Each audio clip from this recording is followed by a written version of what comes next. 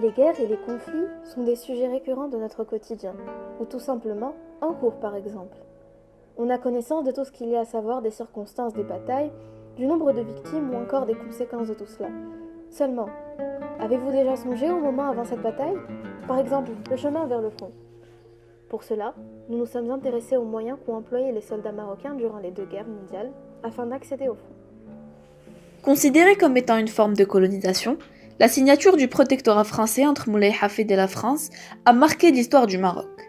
De ce fait, le pays fut privé d'une certaine partie de sa liberté. Cette exécution d'un pouvoir colonialiste est d'ailleurs retrouvée chez le général Lyautey, qui est une figure du protectorat français et de l'autorité impérialiste. Une guerre sans précédent éclate en 1914, la Première Guerre mondiale. Étant une colonie française, le Maroc est alors appelé à participer aux côtés de l'entente. Tout d'abord, les soldats se portent volontaires en août, puis, par manque d'effectifs militaires, les Marocains se voient alors obligés de faire la guerre. Lors de la Seconde Guerre mondiale, le Maroc reste toujours sous protectorat et donc sous emprise française. Celui-ci participe encore une fois de force aux côtés des Alliés.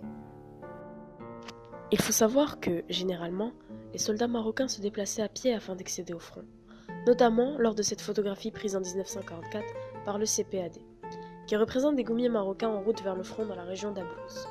De plus, lorsqu'il s'agissait de batailles à l'étranger, les soldats devaient accéder aux navires via des barcasses à cause du manque de capacité à accueillir de grands bateaux des ports marocains.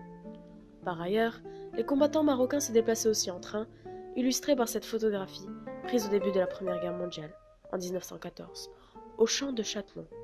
Cependant, les transports n'étaient pas de tout repos. Les soldats devaient faire face aux conditions climatiques difficiles, surtout lorsqu'ils se déplaçaient à pied. Lorsque ceux-ci se retrouvaient dans un pays étranger, ils devaient faire face à un environnement hostile, puisqu'ils sont en premier lieu sous-estimés par leurs homologues occidentaux. Lors des voyages sur mer, les gommiers se devaient de supporter des conditions de voyage inaptes au confort, se déplacer avec des bagages lourds et encombrants, ainsi qu'avec des animaux fortement liés aux soldats marocains.